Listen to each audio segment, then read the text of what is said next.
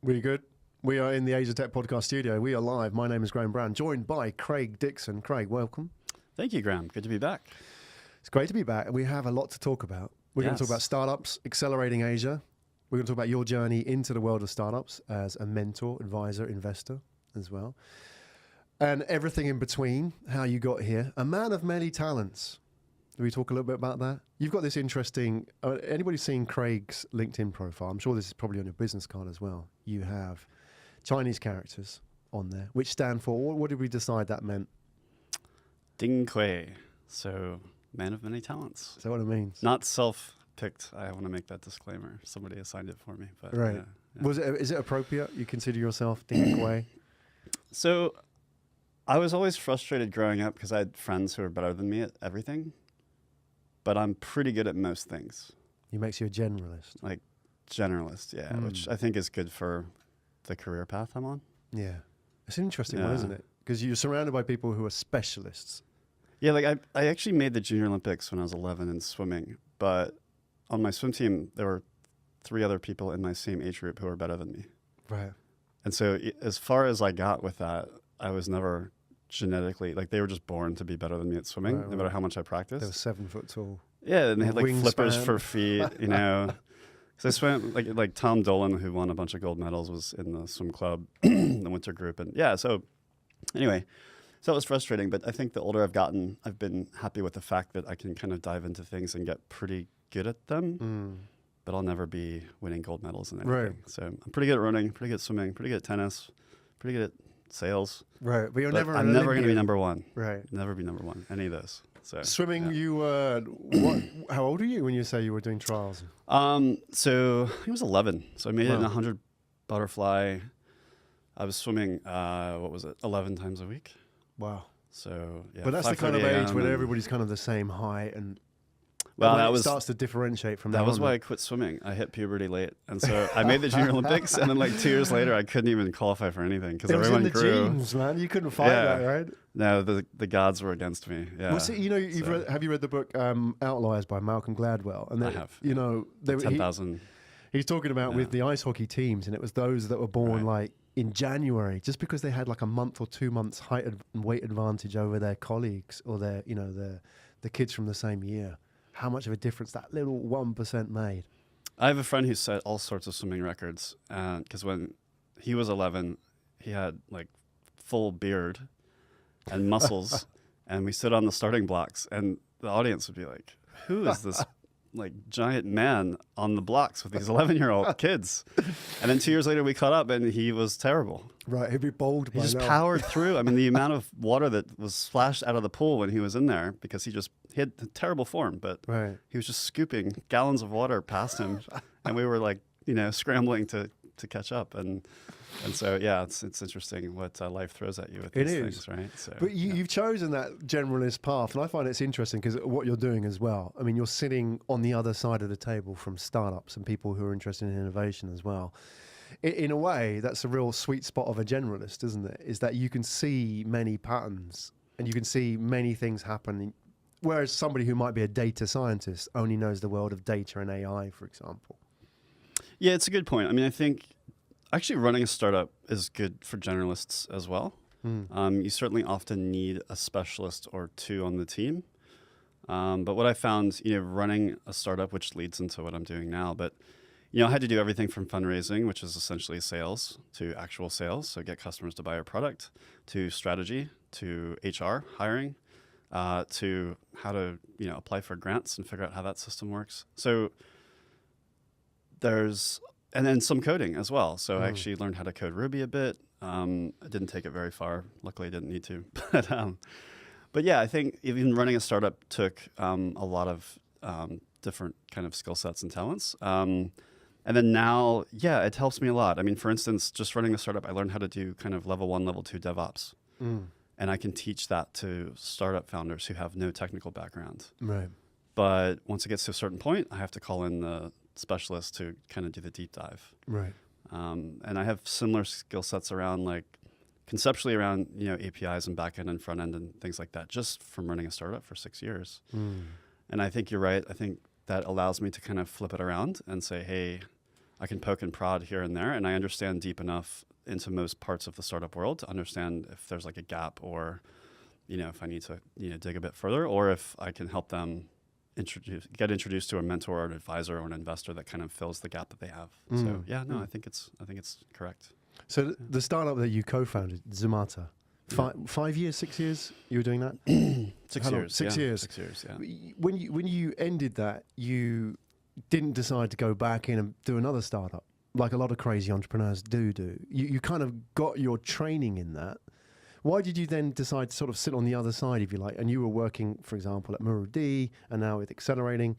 You are sitting on the other side of the table from startups. Had you decided that you'd seen enough of the rabbit holes of technology that you are now ready to kind of sit on the other side?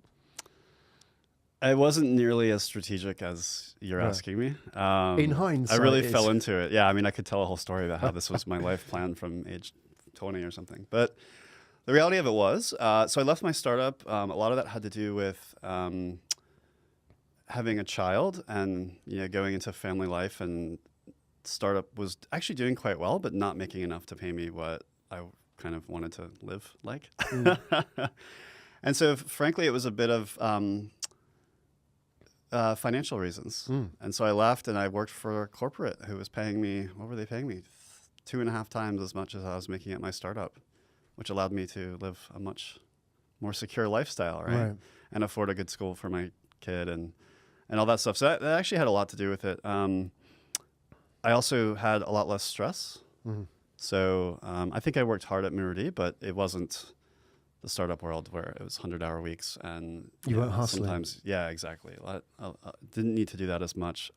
Did you miss it though? I mean, you were much more comfortable, but you weren't on the edge, or did you not miss any of that? I have to say, I was really scared starting at Muru-D because I'd done some advisory work with other startups, but I didn't feel like I was a pro, and I had no idea whether I would be useful to the startups in the program or not, or how useful I would be. That's interesting. And I was really, I don't think I ever told anybody this at the time, because why would you? But I was fairly insecure about how my value would fit into the program. Right. And I think I just got really lucky that my experience and my personality or whatever, I think was just a really good fit. And I was really happy there. And I think I was adding a lot of value and getting a lot of value. I really loved the job. And, it seems to be, I don't know if calling is the right word, but I really just felt like that was the right place for me. And now I'm doing a bit of both, right? So now I actually have a startup that is an accelerator and invests in startups and stuff, right? So now I'm kind of doing both. And it's scary again, because again, I don't have a corporate like throwing me a nice paycheck every month. I have to go out and earn it. So you got the hustle back. I got the hustle back. Yeah. But it's more stressful when you're older and but also I think doing a startup the second time is a lot easier, depending upon how you went about it the first time, I guess, because fundraising is easier. The network is easy for me. I can call up VC partners and say, hey, let's grab a coffee. Do you want to give me money? And they'll actually say yes. Whereas, when I was raising money before, I had to beg to meet with a low-level analyst at a VC. What had changed? That point when you were in Zomato and you were hustling for that startup as a co-founder and growing that, you went into Muru-D, and now you have a great network. Everybody knows you.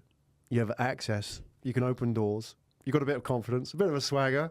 What is it now? I mean, is it just that age and swagger, or is it now that you've sat across the table and seen so many startups and been in the shoes in many ways of what a VC or an investor sees on a daily basis? What did you see? Yeah, I think it's all of that. So I think I'd say that I was not a good founder originally. I didn't do enough research. I didn't talk to enough people to learn faster. And so I made a lot of mistakes. And what I think that's really useful for my current job, because I made so many mistakes that if I see a founder doing the same ones, I can call it out a mile away. And I have credibility with them to call them out, because I can say, okay, what you're about to do, I did, and it was a disaster. So don't do it, right? Yeah. So the reason I was able to get to the other side of success, which we haven't exited yet, so it's still going, but we'll see.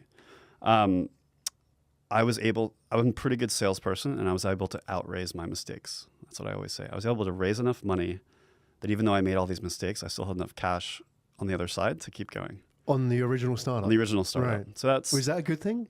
Well, it's a good thing for where I'm at now. Right. So we were one of the first Wavemaker investments. We were one of the first 500 Durians investments. And then a few other VCs and angels got involved. And I was at Block 71 in the early days with JFDI. And so I kind of accidentally have traversed the whole kind of, not the whole, but the Singapore startup journey from becoming kind of early with VCs and early with investors and startups to now we're having, at least in the region, we're having unicorns, which wouldn't have happened in 2013, right? And I was in the NRF, so the National Research Foundation invested in my startup. And so I've been a part of a lot of these things, and that I think gives me the confidence that I didn't have, because now I know, I know the players. I know the biggest VCs that are the most reputable. They come to our program and they speak to my startups and they advise them, and then some of them invest in my startups as well. I always call them my startups. It's not really my startups, but it's funny how you start to think of them almost as like your kids or something. Yeah. So I always say that. I think it's a good sign, though. Yeah, no, listen, it's been, I don't know. I feel like I'm getting off on a tangent. What was I supposed to talk about? It's all good. It's a good tangent. But go back. I mean, okay, you mentioned the point, and I think this is really interesting because startups are going to watch this and founders are going to watch this, and they don't have the kind of experience. You know, they may have more experience in their specialism, but they have less experience in that generalist sense where they sat with VCs and they've worked with, research foundations and so on. You know, if you were to go back to the beginning where you were a co-founder of your first startup, Greenhorn, starting out, you come from the corporate world, building a startup, and a lot of people do this, right?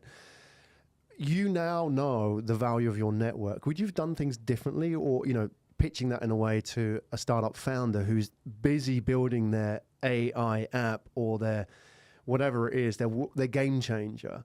They forget about going out and do the networking. Do you think that is a part that a lot of startup founders miss out on? Yeah, I mean, I think looking back, I would self-diagnose myself as having too much pride and thinking that I should do it all myself instead of asking for more help. So I think that was something that I just had as a personality trait. And pride can lead to things like trying really hard and making high quality products, and there's a good side to it, but there's also a bad side where sometimes you don't ask for help because you want to be able to take credit for things without letting other people do it. I don't know. Anyway, I think my advice to other folks would be don't do that. Right. So to your point, just go out and put yourself out there, pitch to people. I mean, we were always like, is somebody going to steal our idea? Come on, give me a break. So if your idea is that easy to steal that they can listen to your pitch and kill your business, then you don't have any You're idea. in trouble. Yeah, you have no idea at all, right? So don't make everyone sign NDAs. I see startups trying to make people sign NDAs to talk to me, and I'm saying no. So anyway, talk to more people, get advice, do some self-diagnosis, understand where your gaps are personally as a team and as a startup, and go out and find mentors and advisors who can fill those gaps. I think that's huge, and that's a big part of what our program does. So we actually run all of our founders through a software program called Fingerprint for Success, and it's extremely effective. I'm super skeptical about a lot of these types of programs like Myers-Briggs and things, but it's actually a startup out of Australia, and it measures the motivations of the individuals and the team and benchmarks those against successful and unsuccessful startup founders. There's a pool of, I think it's 16,000 data sets or people in there with different data sets. And what it's actually solved a lot of conflict points. So a lot of startups fail because of co-founder conflict. And a lot of the co-founder conflict results from gaps in the skill sets or motivations of the team. And so an example could be Graham and I have a startup, and Graham and I are both outgoing people, and we're good at sales, but we hate working on spreadsheets all day, or we hate that sort of thing, right? And so, but maybe you really need 3 hours a day of that. And so you get into arguments over who's responsible for that, right? And stuff like that. So ideally what you do is you find somebody who can be hired, or an advisor, or somebody who can come in and fill that gap. If you don't do that, then you need to have an honest conversation about, hey, we both hate this. Let's switch off, or let's find some program so that it's fair. And I think a lot of what happens in startups with regards to co-founder conflict is around perceived unfairness. And I see a lot of startups pivot a lot, right? So at the time of the founding, like a 50-50 shareholding made sense. But then you pivot and like now one of the founders is actually providing 70% of the value or thinks they are. And that creates conflict. But you already signed documents and you already have, so how do you deal with that, right? And so these are some of the tough topics we go through. But I think that all goes back to my original point was ask for help. And I think, founder communication is huge. So we actually take all of our startups to Silicon Valley and we do a full day founder communication workshop that deals with like all of these topics and runs through exercises and things. I'd say we probably prevent one team per cohort from having some sort of explosion. Self-destruct. Yeah, complete self-destruct. Just going through that process. Yeah, and the fingerprint, and not to like, I'm not a shareholder in this company or anything, but the Fingerprint for Success program, it literally has a 100% rate of blowing the mind of my founders when the report is read back to them. Right. And so we'll have a facilitator come in who knows the program, and she'll go, hey, so I'm seeing you have a 95 here and you have a 20 here. This is what it means. Do you guys ever have arguments about these types of things? And they're just like, oh my God, we argue about this every week or every day. And then, but that's step one, right? That's step one is identifying it. And then you can try to find a way to work around it. So ask for help. It seems to me that... Put yourself out there. Yeah, startup founders, entrepreneurs, eternal optimists. That's the problem, right? And it seems you're identifying, we have blind spots. We can do this, but it seems like we have these blind spots which lead to self-destruction in a way. And this is the interesting part. I'm very aware of it myself. I've been an entrepreneur for 20 years and very aware of my weaknesses. And I know sometimes I'm a pig to work with or for, right? So I'm aware of that. And now you're quantifying it. That could be quite uncomfortable. Have you done this yourself? Have you run yourself and your team through this process? And did you learn anything in that? Yeah, and funny enough, I disagree with the results, but the results are the results, and it's a talking point, right? Yeah. So yes, I took the test first before I ever gave it to my startups to kind of see what it was like. From a team perspective, I mean, I think my team now is much better fit than my team at my startup, and what I mean by that is the skill sets and motivations are quite different with my current co-founder Amra and I. Whereas with my startup, we were too similar. And I think that did actually create conflict. Yeah. Because we were, both wanted to do the same things. But now I think it's a much better fit and we complement each other much better. And that's what you're looking for in a co-founding team. And so this goes back to, what I'm looking for in co-founding teams. And one of the things is that. So do you complement each other and do you both have in totality the requisite skill sets to execute on your business model, right? And yeah, I'm going off on another tangent already. I don't need to tell. I mean, it's the whole co-founder thing as well, isn't it? Is that let's look at the situation. Startups come here, they sit on the show. Often it's one co-founder, so we only hear half the story. And that's negative points already. I mean, all of my VC partner friends, you got pretty heavy negative points for being a sole founder. Right. Yeah. So that's a challenge for investors as well. If you have one of a co-founding team that doesn't see eye to eye with another one, that's an issue as well. But what is that chemistry? Yeah, right. So you can't win, right? So if you have one, at least you're not arguing with yourself, hopefully. But if you have two, then you have arguments. So you can't win. I like three. I like three actually, but 3 is the magic number. I like 3 because usually you have an odd number. So if you have like a democracy on a topic, it's like, okay, well, the two of us believe this. And it kind of helps sway things. 50-50 is always tough. And I'm in a 50-50 situation now. So I'm being a bit hypocritical. But I think 3 is good. 3 is usually the level where the resources start to be much more manageable as well. So 1 is just tough. I mean, we have invested in sole founders, but I often have issues and have to advise them on, like, stop burning yourself out. You need to hire somebody. Right. But that may be a personality thing why they became a sole founder, not the fact they're a sole founder. They may just be that type of person. Yeah, I mean, maybe nobody wants to work with them. I don't know. Exactly. You're sitting in front of one here right now, so there you go. Yeah. No, listen, I mean, there's so many examples of sole founders that become successful, but even in the big Sand Hill Road VCs in the Valley, everyone basically takes negative points if you're a sole founder. Yeah. Is that simply risk? It's risk because everything's you. No, yeah. Right? So you get to a situation, I mean, Bill Gates had co-founders, but at some point it became mostly him, and Steve Jobs, it was mostly him. And if you're a sole founder, there's nobody there to jump in. So, in my startup, we had 3, but let's say we had 2. At least we had a CTO and a kind of a salesperson. You could fill the gap of one of those, and you're in the same meetings all the time. So like I said earlier, I learned a fair bit of tech. If our CTO quit, we'd be okay for a few weeks. I could actually help the sprints get through. I could look at some of the architecture and say, okay, let's do this. And I could bring in some advisors for the more technical bits that I wouldn't have a clue about. But if it's one, that's it. That's it. End of the story. It's pretty much over. So when you work with startups, you sit across the table from them, you mentor, you advise, you're involved in investing, all different aspects of startups in your career, and being a startup founder yourself.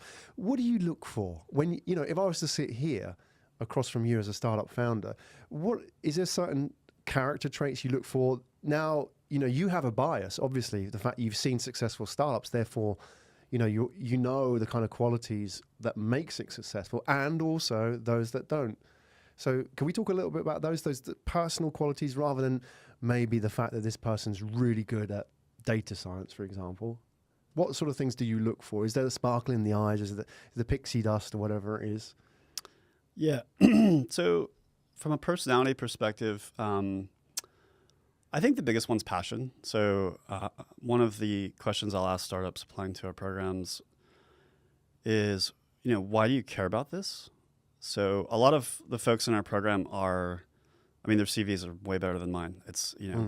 We have a guy who's PhD in AI from MIT in our program, Stanford, Harvard, McKinsey, Temasek, all sorts of crazy companies, and they're doing a startup and they're making no money. And why are you not out there making $500,000 a year or whatever it is, right? Why are you here working more for much less? Why do you care so much? And the reason that's important from an investor perspective is startups are hard, and they're going to get really hard, and you're going to be really stressed. And if you're not passionate, you might just quit and go back to McKinsey and make your money.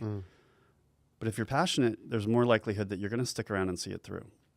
And so, you get back to, if you want to call it grit, there's a really good TED Talk on grit by a professor who does testing around it. And that's interesting. I think we do it unscientifically, but grit's huge. Grit meaning just never giving up. Never giving up, yeah. And you get back to this pride thing where it's a double-edged sword, right? But I think that has a lot to do with it. So I'm going to make this work no matter what. I mean, we just had, Jenny Pan, who... she's amazing. She's, I think, 4 years in. Yeah.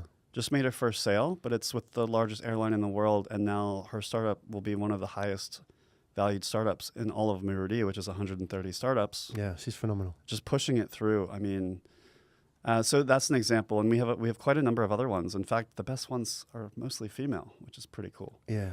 But that's a big one. So why are you here? Why do you care? And that's important not just for grit, it's important for inspiration. So are you going to inspire your employees because you care so much and you have so much passion? And investors too. I mean, investors are humans at the end of the day, at least most of them are. And do you want to go off on a tangent on that one? We'll save that for another podcast. We'll save that for, I'll bring my list of inhuman investors next time. No.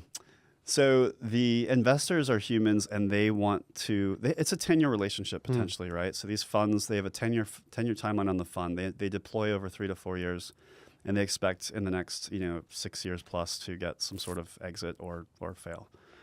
Do you want to meet for coffee with this person every quarter or month? Do you want to hang out with them? Do you like them? Are they fun?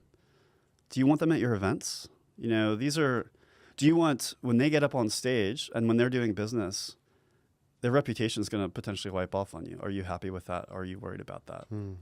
So things like that.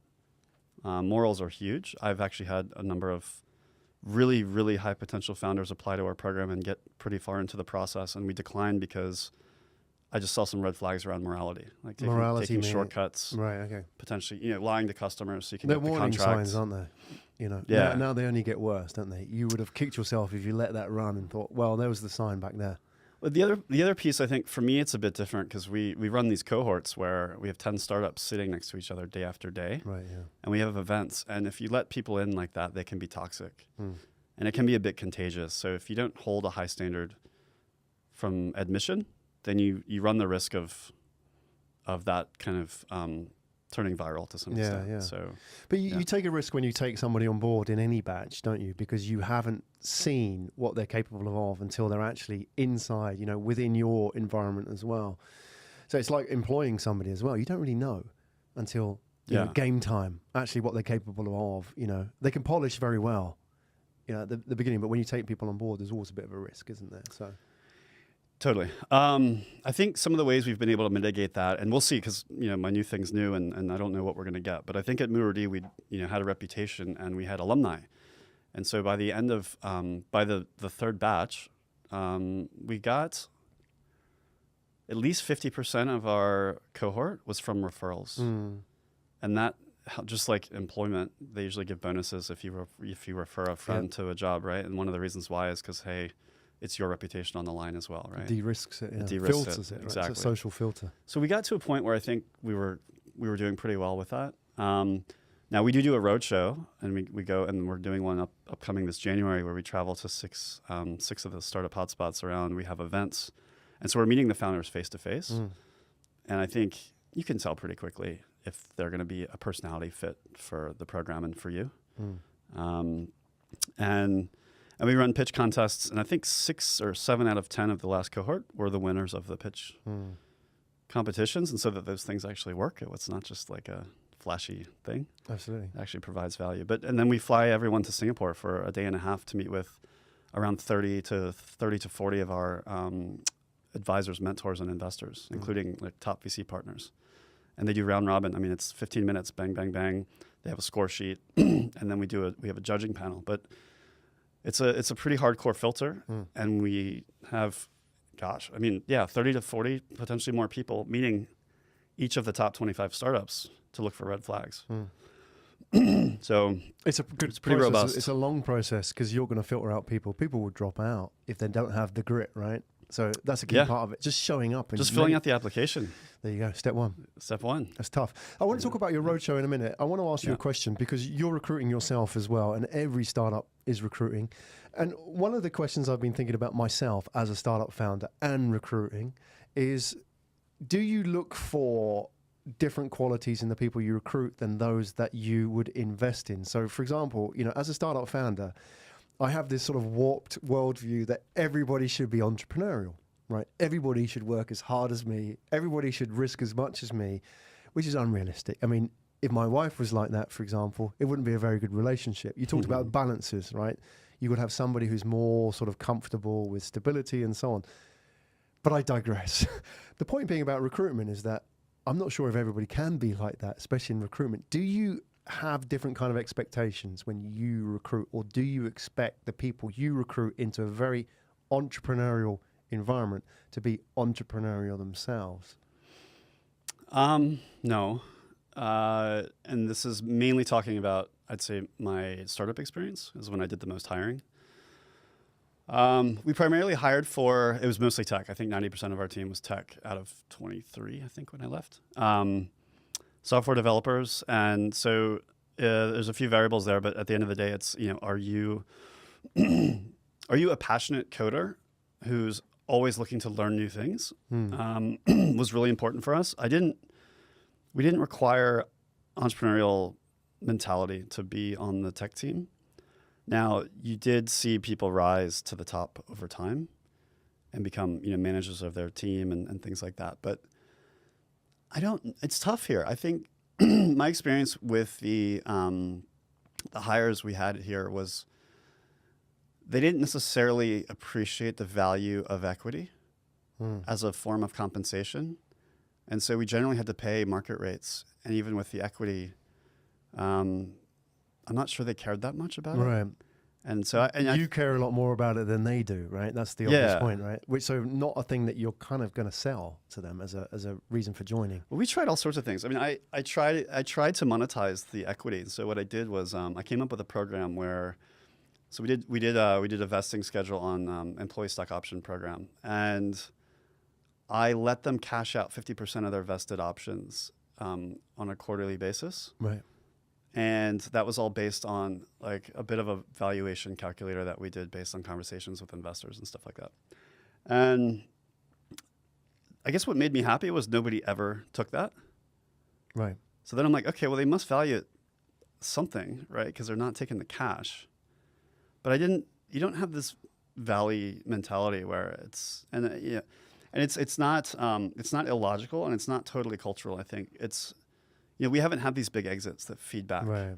Okay. So if like half your friends have had $1 million exits from different startups, then you think, oh, well, maybe I'll get that chance as well. Right. But here, how many of those are there? So just from a statistical perspective, it's fairly logical to say, well, there's no proof out there that this equity is worth anything. Right. Yeah. It's So, just a bonus. Yeah. It's a nice thing. Yeah. It's like, an if extra. it happens, that's great. Yeah. But it's not. I'm not going to attach a lot of value to it. So Interesting point. So that's no. We didn't hire for entrepreneurship because we were mainly hiring for tech talent. I think if we were hiring for the management team, that would be much more important. And I think we would definitely need people who are much more motivated by equity at the top. But yeah, on the tech side, it was fairly standard. But it's an interesting. Very focused on passion, though. The passion was really important for us to get passionate coders. I mean, we had guys who were coding like 3 a.m. and Saturdays and Sundays. Right. But they're not entrepreneurial, right? So, they're just people who just love making stuff. Well, we did spin off a couple startups, but I don't think they went anywhere. And I was pretty happy with that. We had some software engineers who left to start their own business. I think they probably were missing the CEO side of it, like the sales and the business savvy side of it, and that's probably why they didn't work. But I would hope we had a small part in motivating them to try. And one of them is still going on the 3rd or 4th one, so that's cool. So I like that. That's good. But yeah, good. Yeah. Roadshow. Let's talk about that. That excites me. Just hearing about it. 6 cities. Six so obviously cities. we're outside of Singapore then. Should I just do a 1 minute? I gotta explain like Accelerating Asia versus the accelerator, because there's absolutely. Let's do it. I'll do a little plug. Let's do it. Okay, cool. You're in the right place. So we left Murudi at the end of June. It was shut down by Telstra, and so we spun up Accelerating Asia to kind of take over a lot of what Murudi was doing in the past. And there's 2 pieces to that. So the first piece is Accelerating Asia, and that's been a focus for the past 3 or 4 months. Accelerating Asia is essentially an innovation consultancy that works with corporates and government. We focus on plugging the gaps in startup engagement. So corporates who have programs or want to design programs, who kind of know that they don't know so much about startups, or they don't know how to motivate the right startups. They don't know what profile of startups are the best fit for their program or their internal KPIs. Anyway, so Accelerating Asia is kind of filling those gaps there. And I think we've been quite lucky. There's a huge demand and huge amount of resources being thrown out there by corporates to engage with startups. But there seems to be a dearth of resources to help them do so effectively. And so we've had a pretty good uptake on that. So that's kind of part 1. Part 2, which we're just starting to roll out like a website and things like that, is the Asia Accelerator. And that's what the roadshow is for. So we'll be recruiting in January, and applications will open, I think it's January 15th. And we're going to be traveling. So Singapore will be the first date. So we'll have a Singapore event on the 15th. And I think, was it 2 of our last cohort came from the Singapore Roadshow event last year. So we still call it Roadshow, even though it's still in Singapore. Right. So what is the Roadshow? How does it work? You invite people to apply to come to a demo day or pitch day, or is it they're pitching you, or are these your existing cohort? How does it work? So it's in each city we do at least one event. We usually start at around 3:30 or 4 o'clock in the afternoon with one-on-ones. And so startups can sign up to do office hours essentially with me.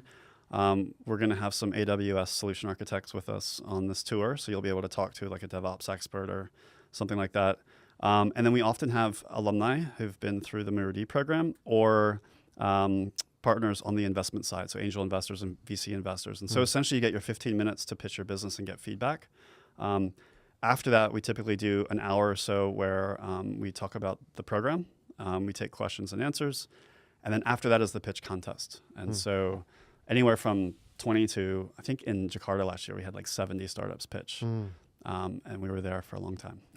70 startups pitch you in person? In person, in front of the crowd. How you like at number 69, 70? Are you digging deep to find motivation when you heard? What keeps you going in those circumstances? Yeah, I mean, I can always be re-energized by a good pitch. But yeah, certainly there's a bit of... I didn't expect 70 to show up. I thought there'd be like 30 or 40, but it was just okay, I know this is a very long subject area, but at the top level, when somebody sits and then or stands and pitches you at the roadshow, what is a good pitch? Without looking at different subject areas, what is it that they have that makes it a good pitch? Are they just a great storyteller, or is there more? I think you've hit on something that's really important, which is storytelling. I think too many of these pitch frameworks are just saying, oh, problem, solution, product, blah, blah, blah. Going back to this passion topic, the best pitches I've ever heard, and I'll give you an example, actually. This is from one of the startups in one of the programs that I was involved with. So she created a medical device that's a super accurate body temperature monitor that has a suction cup on it. And she built this because her friend died of cancer because they couldn't do what this product does. And so what the details of that are simply that when you have cancer and you go into remission, there's like minute changes in your body temperature, but they're consistent. And so if you have this, it's an IoT device that was sending, and so you're in the hospital, the nurses come by like every 4 to 8 hours and take your temperature, but something can change in the meantime. And that's what happened in her case. And so she built this to prevent other people from losing their family members and friends. Wow. And I'm like, whoa. Yeah, no, that's a pitch. And I don't expect every startup to get anywhere close to that. Yeah. In fact, my startup has quite a boring story. Who was that? Shout out. I'm totally blanking on it. It was a couple of years ago out of the Sydney batch. Yeah, we'll put the details in the show notes if we find them. Yeah. So that must be quite powerful. That blew you away. Yeah. That sort of stood out. But that raises the bar for everybody now. Yeah, sure. Listen, I mean, that's not really the bar. That's just the most ridiculously awesome example I can think of, right? But if you're going to pick, you're selective in how many people you can actually back, right, and bring onto your program. I think Jenny's a really good example. Yeah. Not to keep bringing up Jenny Pan, but she's so passionate about animals and pets. And she noticed how, mistreated they can be in transport on the plane and just thrown into cargo in the warehouse and temperature control. And so she came up with this product, and she had no background in hardware, and she made so many mistakes along the way, and connecting with the wrong people and things like that. But her passion saw her through this, and that's what I'm looking for. She's also an extremely good storyteller. She wins like every pitch contest she enters, which yesterday she won another one. Right. So that's fantastic. Yeah. But I mean, we flew to Silicon Valley with the teams, and within 24 hours, she won a pitch competition at 500 startups out of 24 Silicon Valley startups. So wow. It's So, but passion, communication, Craig? Storytelling is awesome. Yeah. What is that? Is that do you have to tell a story about something which is really personal to you? I mean, obviously, Jenny, pets, it's a big thing for her. It's her life, right? And then obviously you mentioned another example, the suction cup body temperature, friend lost through cancer, that one as well. Does it have to be something that's really personal? What if I'm just developing, like a chat bot for insurance? With no disrespect to those people, but I might struggle to find that sort of like personal angle. Yeah. So not every startup's going to have it, and my startup didn't have it either, right? So a passion for solving that problem, good stories around that are often, let's use insurance. So I've been in insurance for 15 years, 10 years, whatever it is.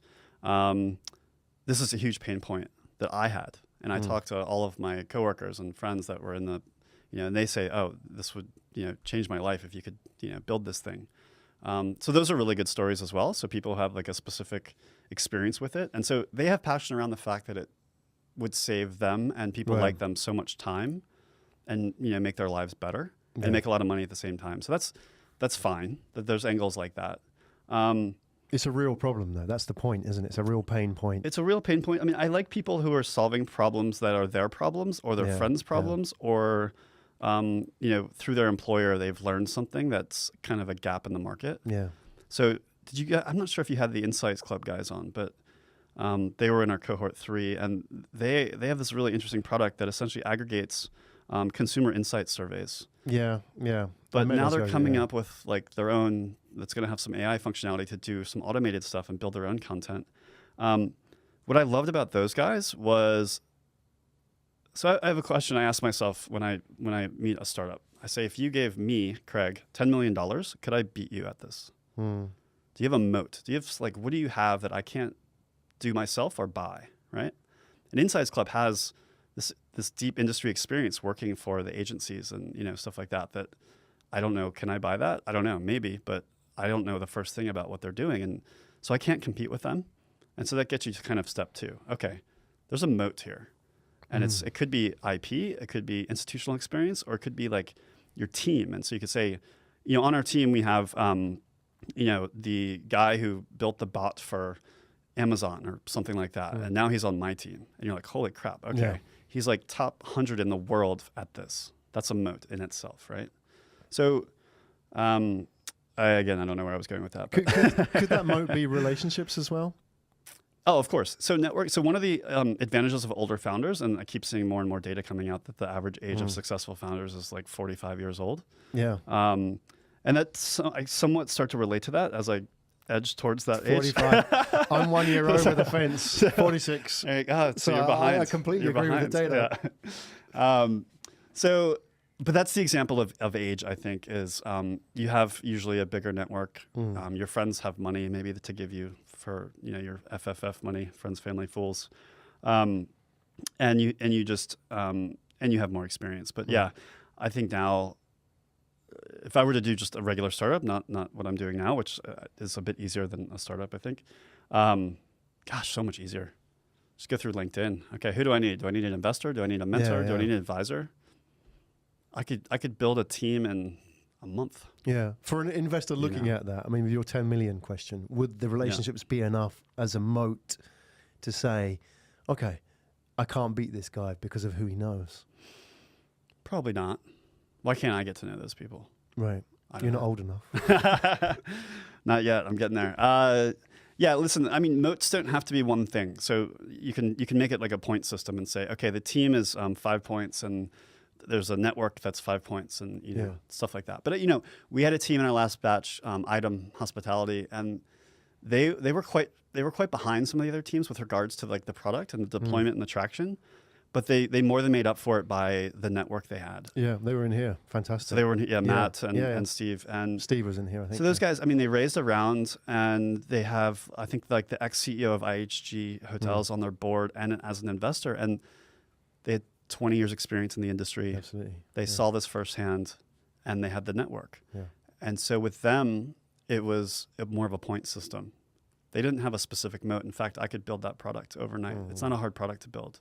But to your point, I don't know the guy who ran at IHG. I don't know the people at these hotels that could be my customers as well as they do. So, yeah. Awesome. Yeah. And so on your roadshow, just in rounding up, I know it's ambush you with this question here. So ambush away. I'll ambush you. Is that what do you want to be surprised by? And I'll preface that actually. I'll give you time to think because when I do the interviews here in studio, what I want to see more of are, for example, the areas which aren't told as stories, like, for example, a lot more female founders. Not because, it's a great diversity story, but because I believe those are the people that have hustled harder because they've had less role models, they've had less support, they've had people, say, well, that's not a very female way to behave, like when they're kids and the boys are playing with Lego and building Lego bricks, it's easy for, parents to look at that and say, that's great behavior. But like girls are sort of pushed in a direction. So I want to see more of those stories. I want to hear more stories like the Jennies of this world, Jenny Pan, for example, and the ones that you mentioned. But the fact is, they're still in the minority. We still get that in the studio, 85% of our founders are men. That's just how it is. It's changing. Yeah. But I want to see more of that. So when you go out into your roadshow, what else are you looking for? What kind of surprises are you sort of trying to open up, what you want to see out there? Because I'm sure you're going to see 20,000 blockchain startups come through the door. Oh gosh, I don't know if there's anybody who's a bigger skeptic of blockchain startups than me, but that's a whole nother topic. Well, there you go. So what do you want to be surprised by? Let me mention two things before I get into that specifically, because I think they're relevant to the answer. So with regards to the female topic, I've actually found on Roadshow that whilst the percentage of total startup founders being female is quite low, the percentage of the best is quite high. And so we actually had 50% of our teams in the last cohort had female founders. And I think most of them were the CEO. That's the hustle factor. And so when I go, exactly. So when I go in Roadshow and I see the pitch competition, out of, let's say Jakarta was where we had the 70 pitches. 60 were men or 55 were men or something like that. But if you looked at the top 10, it was probably 50-50 or 40, something like that. And so I think, there's something to be said for having gone through the adversity of the challenges and being just not afraid anymore. They've already had people dumping on them and, telling them, what are you doing? And like, you should, do X, Y, Z. And they said they've already been through that. So I think to some extent it can become an advantage later. What am I looking for surprises? How about things I don't want to hear? So I don't want to hear blockchain unless, does your startup need blockchain to do what it's trying to do? I can guarantee you, I've found almost nobody can tell me yes. Right. Well, they can tell me yes, but I won't believe it. Don't talk to me about crypto or ICOs. Just go raise your crypto money and don't talk to me then. That's a whole different thing. I want to get engaged with more. I like genomics. I like quantum tech. And I've tried to engage, but it's difficult because the people doing these things tend to be pushed into a channel where they are cocooned by institutions. Right, yeah. And they don't get promoted out to spin up a startup for the stuff they're doing. And I think Australia is actually much better at this than Singapore is, although there are efforts. And I know NUS and some of the other universities are actually starting to try to integrate more entrepreneurship into their R&D. But it's still early days. But Sydney and Australia and like UNSW and some of these institutions are actually quite good at getting the R&D folks to turn it into startups and go out and form their own entities and stuff like that. And I think I'd like to see way more of that, and not just here in Singapore, but I want to go to Jakarta and see somebody doing quantum tech. Whoa, that would be awesome. Yeah, I want to see that. I want to go to Bangkok and see somebody that's doing some sort of genomics startup that, some of them need $1 billion in 10 years to get FDA approval, but a lot of these concepts can be spun out in different ways that can get to market faster without regulatory approval. And I meet with some of the startups here at the Genomics Institute here in Singapore, and I'd say, and they have a startup program. I give them credit because they're actually doing a lot of the right things. And maybe 20% of them could actually join my program because they can go to the lab once or twice a week, but they can also come in and learn how to pitch and sell and meet investors and stuff like that. So I love medtech, biotech, machine vision, AR. We've had VR, but I'd like to see AR. I think AR actually has a lot more applications than VR. VR to me just reminds me of some of these science fiction books I read where 20% of the population is just like living in VR and not doing anything with their lives, right? It's like Ian Banks' culture series and things like that. But very much so. But the AR has just, oh my gosh, just the applications and it's starting to get into industrial applications and things like that. But startups that could, I think there's just so many ways to monetize that and make people's lives better. And at the end of the day, what makes me feel good about what I'm doing is I honestly believe that founders can be one of the major sources of solutions for the hardest problems we face. And I think your startup now doesn't have to be saving 1 billion lives. You see people that like Bill Gates ran a software business, but look what he's doing now. Yeah, right. He didn't start out to say I'm gonna so cure Bill Gates' pitch in 1980 wasn't like, I want to save 1 billion lives and cure malaria, right? So you don't have to sell me on it today, but I'm going to fill you out that you're the type of person that wants to do that, right? So I don't know. Well, yeah. Those are good starts. And in terms of Yeah. what sort of stage you want to see people, where's the sweet spot? It's a good question, and this kind of talks to the strategy of our program. So the just some basic data and like numbers subject to change. All my disclaimers. We're looking at giving each startup $100,000, which is on the high end for the region, and we're doing it through a safe note with a standard discount. And what the market we're looking for is startups who are 6 to 12 months away from getting a round, whether that's a seed or a Series A. I don't think many people are going after that market, and I think a lot of the startups could still use guidance in a program, but because of the valuations being offered by most accelerator programs, they won't go into them. And what we found at Murudi in the cohort 3 is when we switched to these terms, we got much more mature startups. And our last cohort, in less than 12 months, has raised over $7.5 million in follow-on funding, which I don't think any other accelerator is even close. So we're basically targeting a similar level of startup. So typically you have product, you have traction, you have a full team. Traction doesn't have to be financial; it can be users.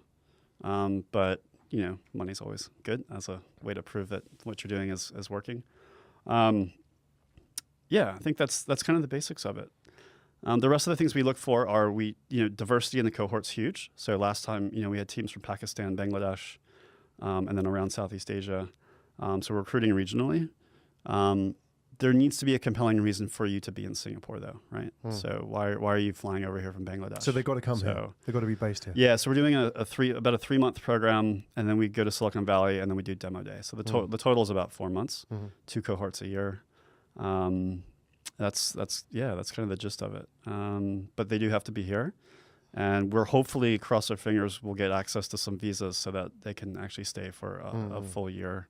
But that's still in process. So that's the nuts and bolts of the program. Exciting times. Yeah, this will be great as well. I mean, you're building it on your own now, which is great. I mean, you've got complete control over that program.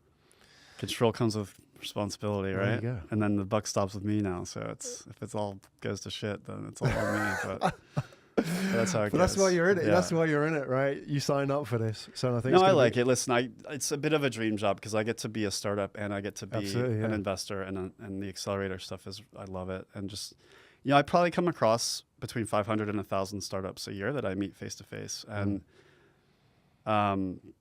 the quality year by year is going up and up. And so you're just seeing better ideas. You're seeing better founders. So you're seeing people who 2 or 3 years ago would be just at a bank or McKinsey or just kicking butt in that. But now you're seeing more of those types of people feel like they can do entrepreneurship. And I think that's awesome. You're seeing the regional, Jakarta there was no startup scene in Jakarta 3 years ago. And now it's kicking, man. Yeah. It's big. Yeah. And so, I hope it's kind of the right place at the right time. And I hope that our product market fit's good with regards to like what we're offering to the startups and what the startups want out of a program. And I think we are based on, what we've experienced so far, but time will tell. And there's a lot of new entrants into the market as well, as you know. I don't know. There was like 53 startup accelerators, I think I read in some article. In Singapore? In Singapore. We'll be the only independent startup accelerator. Well, there's your moat. So there's our moat. Yeah. There you go. Although we hear that there's some coming, so we'll see. Well, we're all rooting for you. I think it's an exciting journey, and I'd love to take a snapshot of that journey as you go on, see what the latest is, update us. When you've done your roadshow, come along and share your insights. Bring your cohort here as well. We'd love to get them in. If there's any sort of quality like the ones you had at Murudi, we've mentioned some of the names as well already. Yeah. Some of those are fantastic. So we'd love to bring them on here and help get them exposure as well. So, Craig, it's been a real privilege. Thanks for sharing your journey, the man of many talents. Thanks for having me. And we look forward to that, the next chapter as we start. So what is the best way? What's your preferred channel for people to reach out for you? Because I'm sure people have watched this, heard this, and they may just want to get in touch. They may not be ready yet, but they may be preparing for something. They may be, like you say, 6 to 12 months away from a round and think, okay, I've got to talk to Craig. What's your preferred manner or method for that? Yeah, email's fine. So it's just craig@acceleratingasia.com. Ping me on LinkedIn. Typically, I get too many pings. So often I'll need like a referral for that or something. But email's a good way to do it. Ideally, you can come through another channel. So if it's one of my founders or an investor said you should talk to me or something like that, that always helps. And that's also good advice for trying to get in front of investors. Absolutely. Get the warm intro. Right? Yeah, definitely. So, yeah.